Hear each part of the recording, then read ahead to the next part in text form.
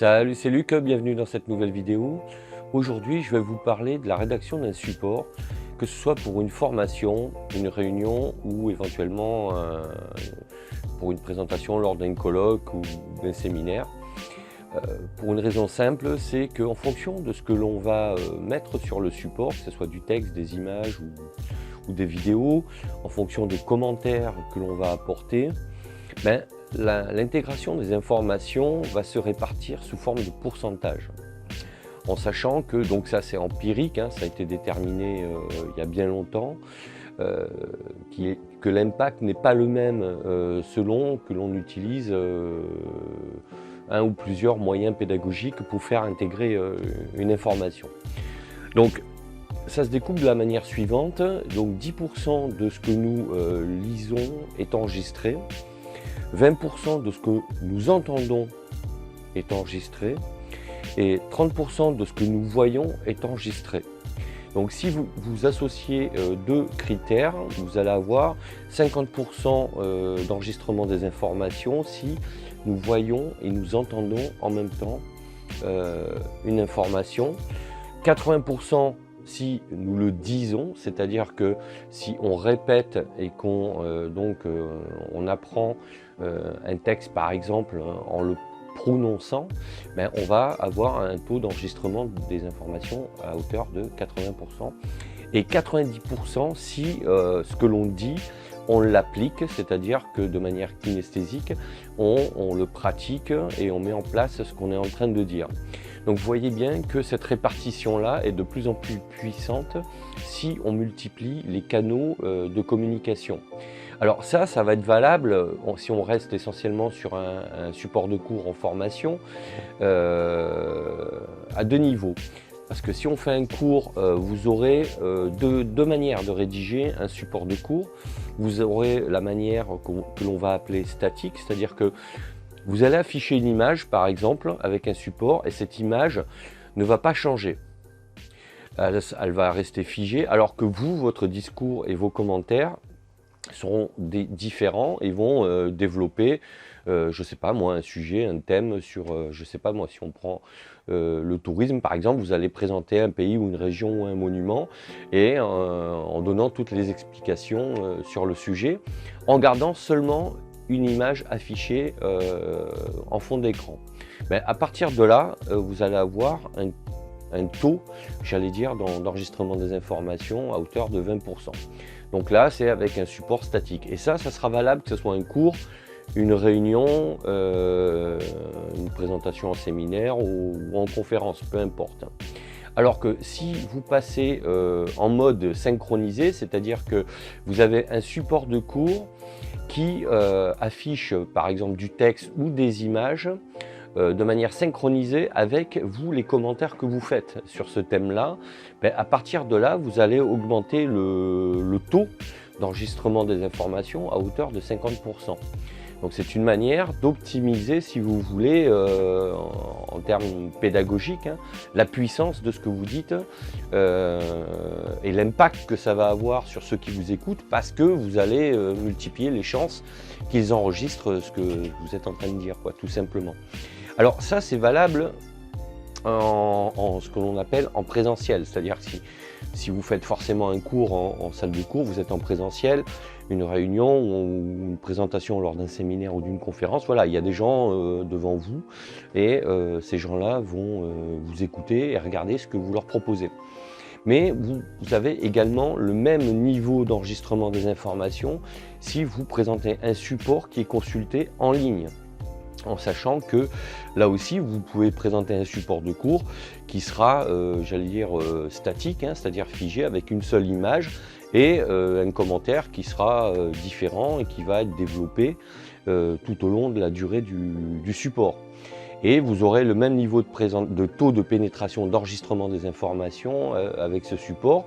Et si là également vous multipliez les sources d'informations avec donc du texte qui varie, des images qui varient, des vidéos éventuellement et synchronisées avec un commentaire qui lui sera donc en adéquation avec ce qui est dit et ce qui est montré, à partir de là, vous augmentez les chances de faire intégrer toutes ces connaissances-là et ces informations-là. Voilà, je voulais vous parler de ça parce que pour rédiger un support, c'est extrêmement important. Alors évidemment, la première solution d'avoir un support statique, c'est la plus rapide et c'est la plus simple à mettre en place. Donc c'est celle que l'on va utiliser quand on n'a pas de temps en fait, hein, quand on n'a pas beaucoup de temps. Si on nous demande une présentation au dernier moment, la veille par exemple, bon mais à ce moment-là, on va mettre une présentation pour faire joli, pour illustrer le sujet. Alors faut-il trouver une illustration qui symbolise bien le discours qui va être tenu en commentaire, hein. Il faut rester cohérent et logique. Mais voilà, ça vous laissera le temps de présenter quelque chose, voilà. Parce que là aussi, il n'y a rien de pire que, j'allais dire, de ne rien afficher. Alors, bon, voilà, si vous avez les moyens d'afficher quelque chose, alors quand je parle de figer, ça peut être une image ou plusieurs images, c'est-à-dire que vous allez avoir pendant votre démonstration et votre exposé, si on peut dire, vous allez avoir plusieurs images qui vont changer. Mais elles ne seront pas forcément synchronisées avec votre discours. Ça restera quand même un support statique.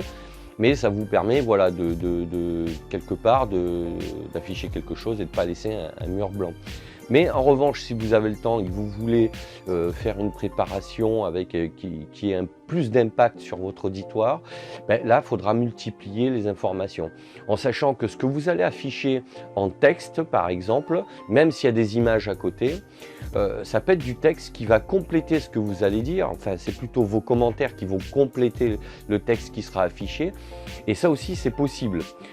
Faut-il que ce qui soit affiché comme texte sur votre support soit très synthétique, comme l'image qui va représenter le discours que vous êtes en train de faire. Il ne faut pas que ça vienne compléter, que ce soit la même chose que ce que vous êtes en train de dire. Alors voilà, vous pouvez donner, mettre des mots-clés, vous pouvez afficher des phrases, mais qui sont qui synthétisent le sujet que vous être en train d'aborder. Et voilà, ce texte affiché, ces images-là vont évoluer, vont être modifiées tout au long de la durée de votre présentation. Si elle dure une demi-heure, 1 heure, 2 heures, j'en sais rien. Voilà, il peut y avoir, je sais pas moi, un slide ou une dizaine de slides, ou une vingtaine, peu importe. Alors attention au nombre, pas faire trop de slides, mais ça j'y reviendrai sur une autre vidéo où là je vous donnerai mon avis sur combien il faut de slides, en sachant qu'il n'y a pas forcément de règles, mais voilà, il ne faut pas saturer, si vous voulez, non plus l'auditoire par un trop grand nombre de slides, puisque là, ça crée l'effet inverse, trop d'infos tue l'info. Donc il faut trouver un juste milieu, mettre le curseur au bon endroit pour que ça reste équilibré. Et là aussi, ça dépendra de la durée de votre support et de votre intervention, tout simplement. Voilà, je voulais vous parler de ça parce que en formation notamment, c'est très très important. Et on voit encore souvent de nombreux supports de cours qui sont, voilà, qui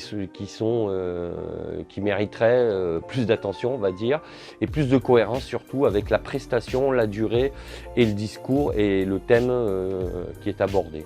De toute façon, je vous mets le lien de l'article que j'ai écrit à ce sujet et qui s'intitule « Les 6 clés pour apprendre et présenter un support ».